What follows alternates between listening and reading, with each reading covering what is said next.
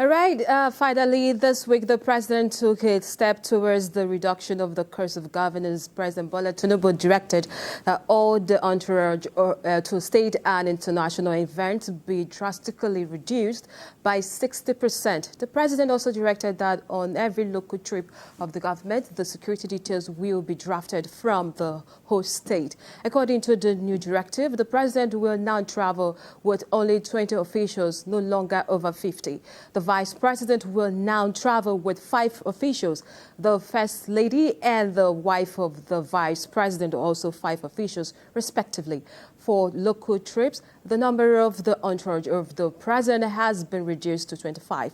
The vice president, 15, the first lady and the wife of the vice, 10. He also said that the enforced minister's delegation for foreign trips will be a maximum of 4 officials, while the heads of the ministries, departments and agencies, MDAs, will travel with the maximum of 2 officials. I have Olufemi Lawson joining me to discuss this. I don't know if we'll fix the audio with him, but let me start with you. Let me continue with you, Justice, on this. This has been a long call by Nigerians, cutting the cost of governance, and now the president has intervened. But, you know, there are controversies.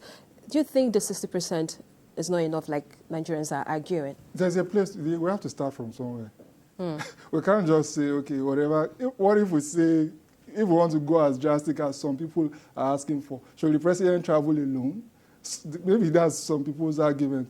If he feels that, okay, this thing has been a practice since the beginning of time as far as Nigeria is concerned. So if we, for the first time in history, have a president who directly listened to the direct and very, very dire yearning of the Nigerian people by saying that cut down on the cost of governance, cut down on the cost of governance. And the president decides that, okay, he will do it. He also implemented it for his vice president and for his cabinet ministers. I feel that we should be first grateful after we take this as a personal strategy. That's what I do. After we take this, we should ask for more, like Oliver Twist, but not just out of the woods, practically go out to criticize everything the government does, even when it is significantly in the right direction.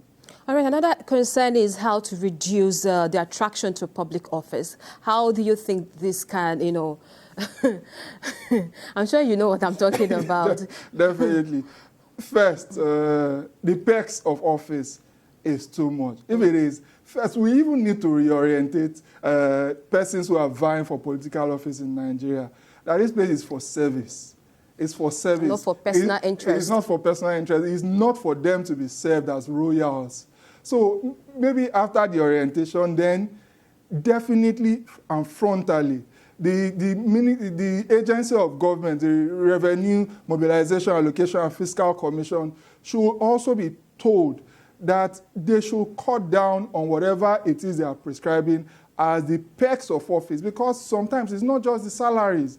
We can see the salaries and say, okay, this is reasonable. But what of all the allowances, innumerable allowances, furniture, sitting, and all for politicians of all cadres, where the average Nigerian doesn't even have any of such benefits. So these are some of the lines that we should be looking towards in order to reduce the attraction to the office, if the person that is going to the office is being attracted by the monies. All right, aside this trip, which other area would you see the cost of governance reduce, brought down? Which other area? First, the ministries and departments of government, especially the ones that have been proven to not be that effective, they should be merged or totally and outrightly unbundled. That's number one. Number two, the equipment that we are using, the equipment that the politicians are using, for example, the vehicles that they are using, it can be locally sourced. So if it is locally sourced, first, the price will definitely drop. And aside from the fact that the price is being definitely dropped, then whatever it is, it's going to generate employment and all as a secondary benefit to the Nigerian people.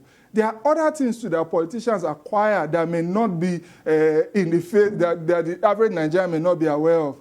How do they furnish their offices? How do they furnish the offices of agencies and departments of government? Are they using the local alternative, or are they bringing it from abroad? So these are the things that the politicians or our leaders need to put in place.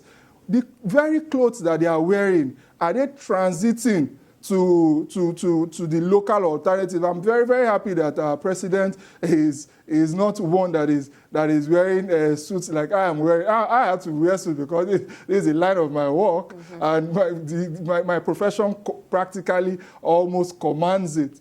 And I also feel that we should also look into the profession and look for a way to adjust on that. But that and a myriad other things can be done as low-hanging fruits in order to be able to save this much and dire needed, especially forex that we need as a country.